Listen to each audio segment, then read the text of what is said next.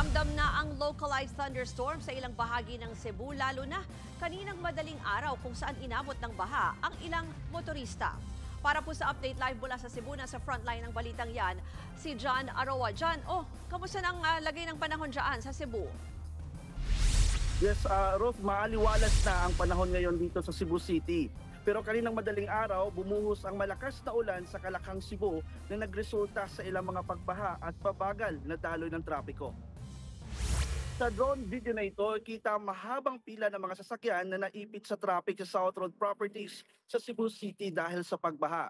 Ang kabilang lane naman, paisa-isa lang muna ang daan ng mga sasakyan sa pag-iingat na mabalahaw o tumirik sa tubig. Sa kuha ng isang motorista dito pa rin sa South Road Properties sa innermost lane, dumadaan ang mga motor at sasakyan dahil sa baha. Sa Barangay Tabunok naman, sa Talisay City, halos pumasok na ang baha sa mga jeep dahil sa hanggang baywang na baha. Halos 4 na oras na stranded sa bigat ng traffic ang mga motorista. Tinulak nila ng ilan sa kanila ang kanilang mga sasakyan at motorsiklo matapos itong tumirik sa gitna ng pagbaha. Sa Barangay Bulacau, halos mga bus na lang ang nakakadaan sa hanggang hitang baha, kaya ang ilang residente napilitan na lang na maglakad sa baha. Kapansin-pansin din, Ruth, ang ilang mga plastics o basura sa napalutang-lutang. Ayon sa hepe ng Cebu City Disaster Risk Reduction and Management Council na si Councilor Dave Tumulak, posibleng isang dahilan sa madalas na pagbaha dito sa lungsod ay ang mga baradong imburnal dahil sa basura.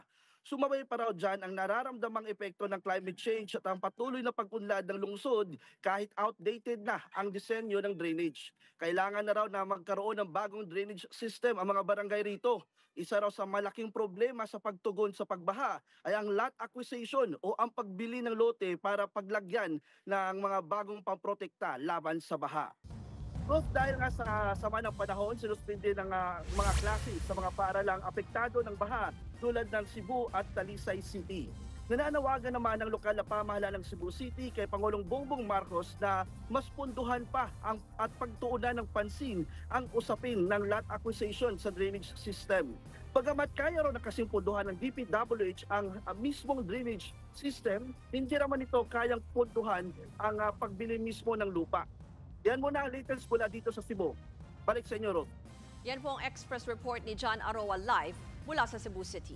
Mga kapatid, Ruth Cabal po para sa mabilis na pasada ng mga balitang dapat niyong malaman, mag-follow at mag-subscribe sa social media pages ng News 5.